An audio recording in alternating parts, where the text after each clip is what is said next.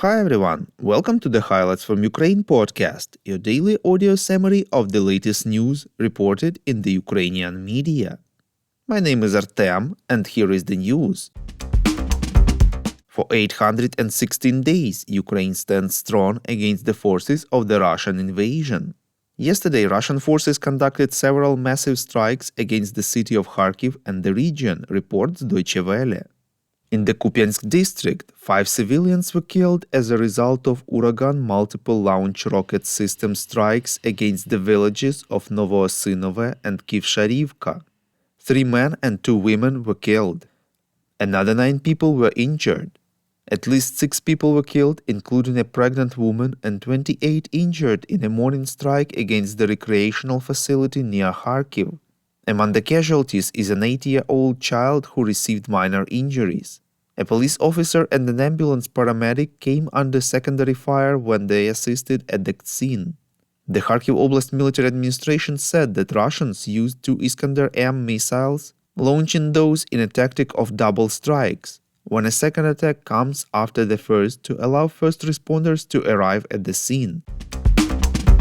Ukrainian forces conducted several drone attacks against targets in Crimea and Russia.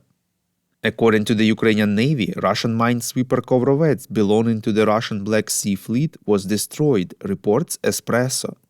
A minesweeper is a special-purpose vessel tasked with searching for, detecting and destroying naval mines and guiding ships through minefields.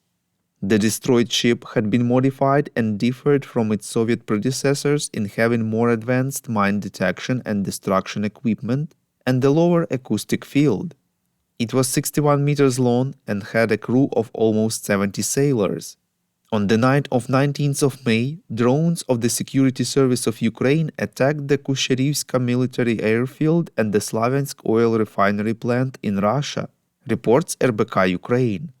The airfield was attacked with unmanned aerial vehicles. Dozens of different aircraft attacking Ukrainian positions on the contact line were stationed at this airfield: Su-34, Su-25, Su-27 and MiG-29. The management of the Slaviansk oil refinery said that after several noisy explosions, the plant stopped its work and they are now assessing the damage. This is the second drone attack on the Kusherivska military airfield and the Slaviansk oil refinery in the last 3 weeks. The aftermath of the current attack is being established. The Vyborg oil depot in Leningrad Oblast, Russia, was attacked as well.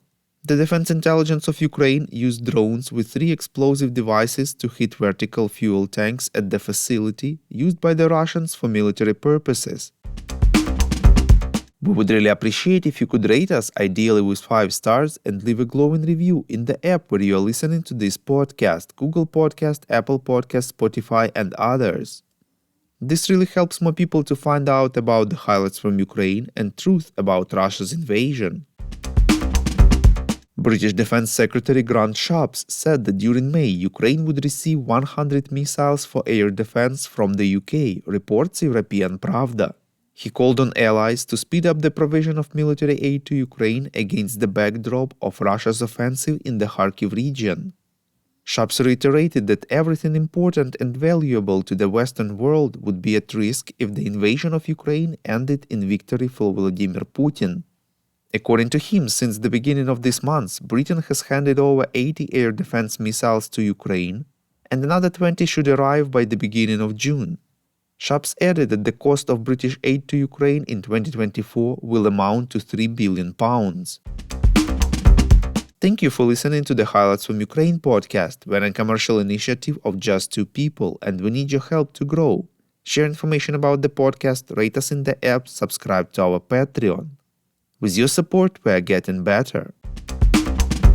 We call on you to demand from governments of your countries to impose the toughest sanctions possible on Russia and its citizens to stop their invasion of Ukraine.